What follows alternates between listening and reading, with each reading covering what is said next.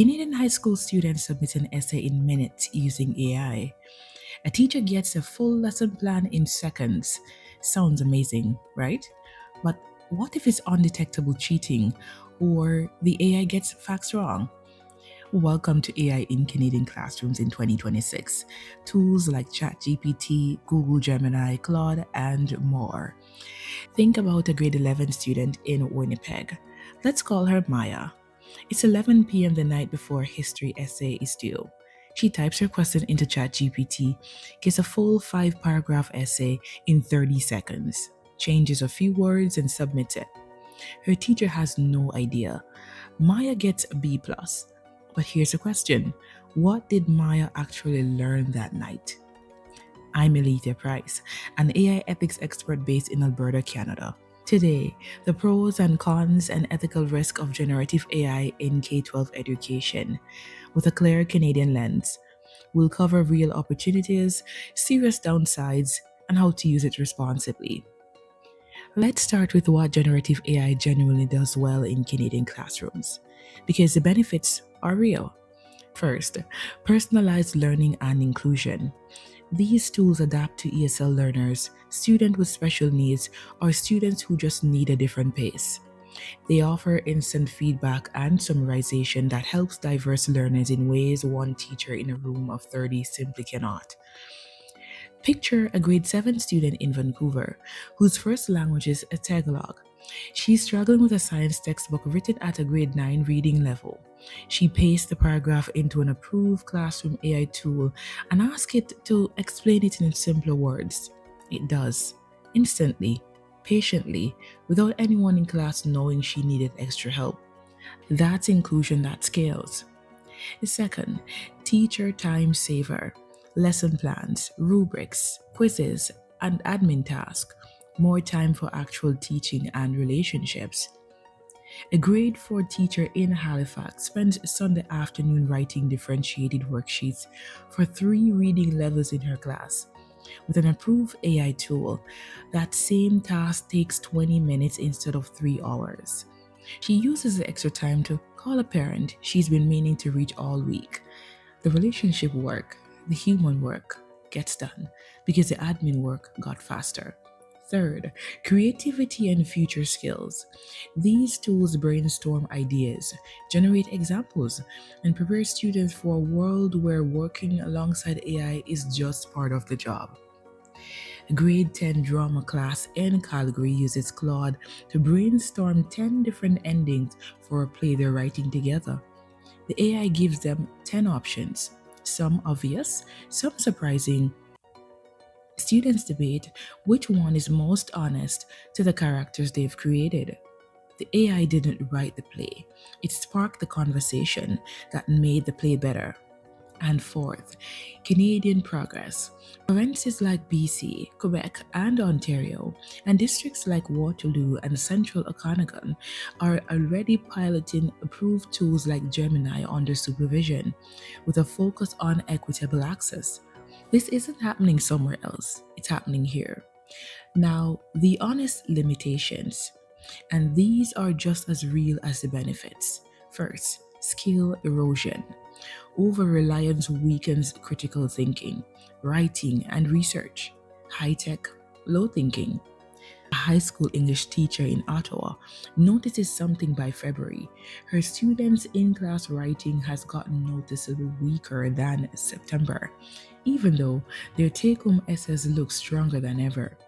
She gives the class a surprise in class essay. Half the class doesn't know how to start. The struggle that builds writing skills has been quietly outsourced. Second, inaccuracy and hallucinations. AI confidently invents facts and gives the biased outputs. It doesn't know what it doesn't know, and it never tells you when it's guessing. A grade 8 student in Regina asked ChatGPT to help with a project on Canadian historical figure. The AI confidently gives her 3 facts, including a date, a quote, and an event, none of which actually happened. She doesn't know enough about the topic yet to know they're wrong. She submits the project. Third, equity issues.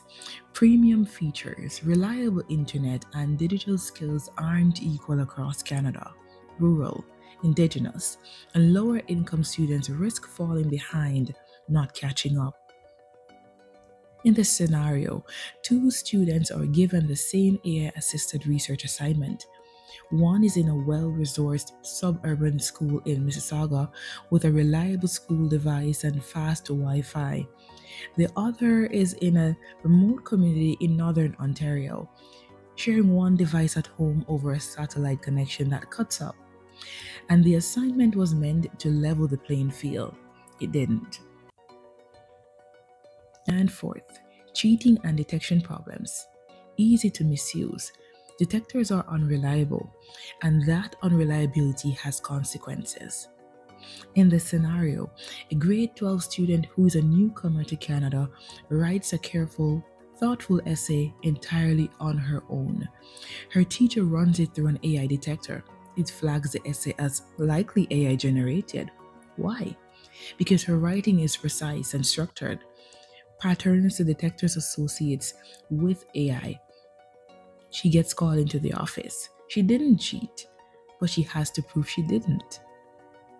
The Canadian reality. The picture is a patchwork. Some districts have approved specific tools like Gemini, Notebook LM. Others remain cautious. There is no consistent national approach, and in some cases, teachers are often making these decisions on their own.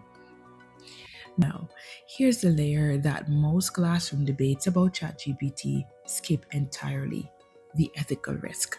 First, privacy and data. Student information fed into these tools raises a serious risk. The Canadian Teachers Federation, the CTF, has raised concerns specifically about data breaches and commercial use of student information. Now, in this scenario, a well meaning teacher in Edmonton pastes a student's paragraph, including the student's name and some personal details about the family situation that the student wrote about, into the free version of ChatGPT to get feedback suggestions.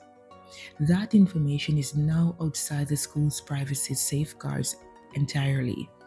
No data agreement, no accountability, and the teacher had no idea. Second, bias and fairness. These models can reinforce stereotypes, and that's a particular concern in Canada's diverse classrooms when it comes to Indigenous knowledge. Now, in this scenario, a class in Saskatoon is studying Indigenous land rights. A student asks an AI tool to summarize different perspectives on the issue.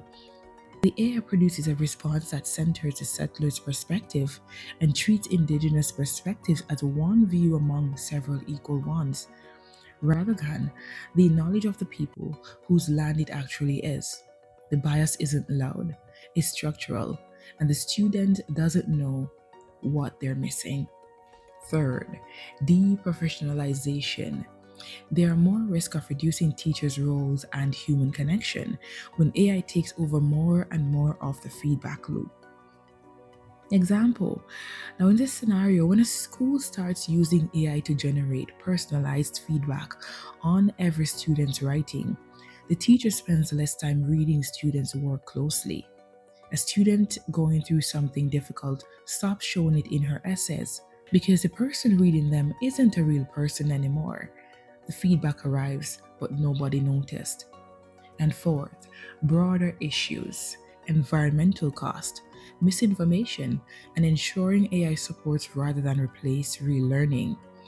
The Canadian Teachers Federation is calling for stronger federal and provincial policies on privacy, bias, and equity. Provinces like Quebec have already put strong ethical guidelines in place. So, where does that leave educators, parents, and schools? For educators and parents, treat AI as a tool, not a shortcut. Require disclosure when students use it. Focus on process, drafts, reflections, the thinking behind the work. Teach prompt engineering and fact verification. And check your provincial guidelines because they are not all the same. For schools, clear policies, approved tools only, teacher training, and an equity focus, and absolutely no use of free public AI tools with student data. And the human first principle, build AI literacy while protecting critical thinking and integrity. AI supports learning, it does not replace it. In this scenario, imagine a grade 9 class where students are allowed to use AI, but the assignment requires them to submit their first prompt, their AI output, what they changed, and why. Suddenly, the AI becomes part of the learning conversation rather than a way around it. The teacher can see that students thinking. The students has to think. That's the human first approach in action. AI isn't going away. Canada has a chance to lead with thoughtful, ethical integration that empowers students and teachers. The key, balance innovation with integrity. What's your experience with AI in school? Go ahead and drop it in the comments.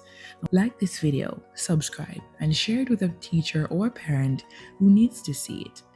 Links to provincial guides and Canadian Teachers Federation resources are in the description below. Thank you for watching. See you next week.